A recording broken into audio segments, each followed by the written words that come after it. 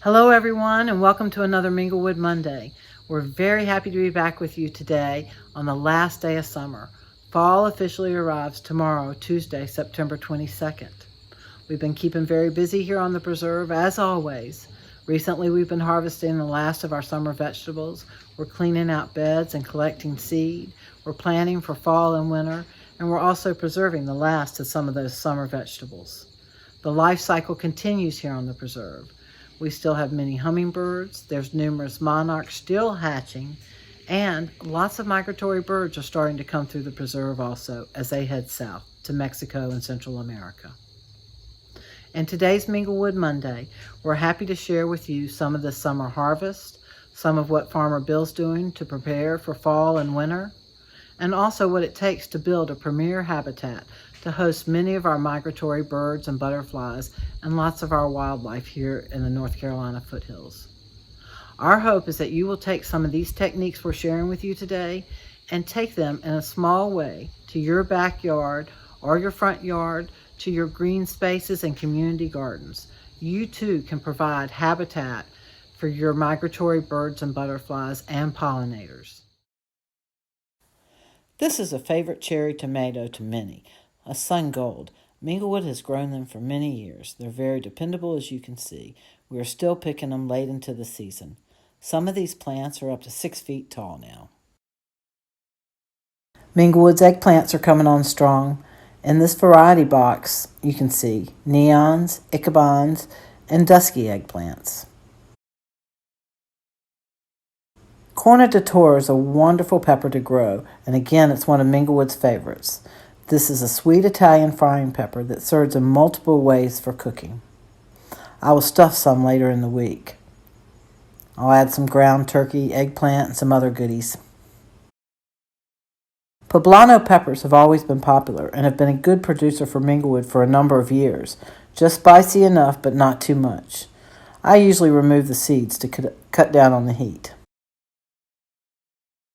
Minglewood's had a good tomato year, even considering how wet our summer's been. We've been able to use the solar dehydrator, and you can see we are drying some of our paste tomatoes in this photo. We've also been drying blueberries, apples, peppers. I'll dry some herbs later in this week after this next round of rain.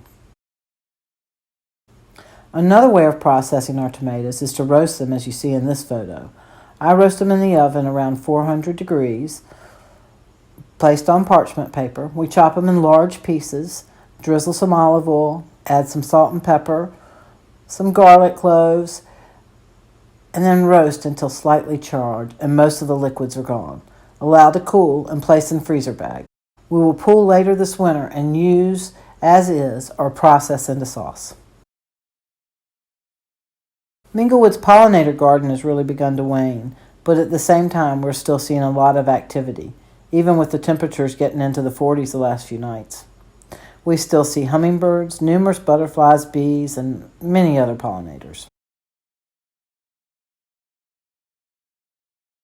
Here's a monarch just the other day on a Mexican sunflower, or Thetonia as it's also known by. It can really pay off to plant Mexican sunflowers a few times during the growing season, if you have room. They can get tall, 4 to 5 feet, so keep that in mind. In this photo, you can see where Bill's planted these in succession. The older ones are in the back, and the newer plants are in front. By doing this, we ensure a constant food source for our pollinators. We recommend everyone planting this easy-to-grow annual. Check out the photo where I caught a bumblebee. I'm sorry it's slightly blurry, but I want you to see how orange the pollen is in the pollen sacs on his back legs. I think he was in the Mexican sunflowers before he came to this cherry tomato plant. This is one of our prettier sunflowers this fall. You see a crescent spot butterfly and a bottlefly visiting it. As I said earlier, the hummingbirds are still here, dining and feasting, building their energy for their big trip soon back to southern Mexico and Central America.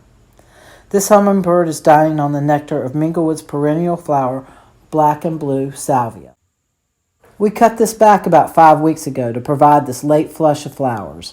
This plant grows by our front porch, and we enjoy the hummingbirds every day during the warm season. This is Minglewood's wildflower meadow in the last few weeks. Bill is encouraged by timing his bush hogging and mowing to allow these native wildflowers to bloom profusely and to provide habitat and food, which is also critical for wildlife and our pollinators. Native spicebush grows along the edges of the wildflower meadow, between the meadow and Minglewood's Creek. It is full of berries right now, but will be cleaned out over the next few weeks by many of our birds, many that are just passing through as they are migrating south. Wild coreopsis, or threadleaf coreopsis, grows wild along the edges of our farming fields and in other locations throughout the preserve. It has been in bloom for a couple of weeks now. Throughout its growing season, it provides great habitat, and now at the end of the season provides these beautiful flowers and food for our pollinators. This is Farmer Bill's crimson clover that's just starting to sprout over some of his farm beds for the winter. Crimson clover is an annual cover crop traditionally planted in the fall. As a legume, it helps in the fertility and tilth of your soil. In the spring, when it flowers, it becomes an important food source for our pollinators and also helps eliminate the weeds. You can plant crimson clover over your garden beds to help them through the winter and to assist in the spring. Farmer Bill has also planted a lot of vegetables for the fall and winter. Here's some broccoli, some Swiss chard, and some Brussels sprouts. We've also planted lettuce and much more. We'll be planting garlic in another week. We hope this video will inspire you to plant a fall garden, to plant some cover crops over your garden beds, and encourage you to plan for next year's garden to provide you with some great summer vegetables and some beautiful habitat for our pollinators. Thank you for joining us. We look forward to seeing you soon for another Minglewood Monday.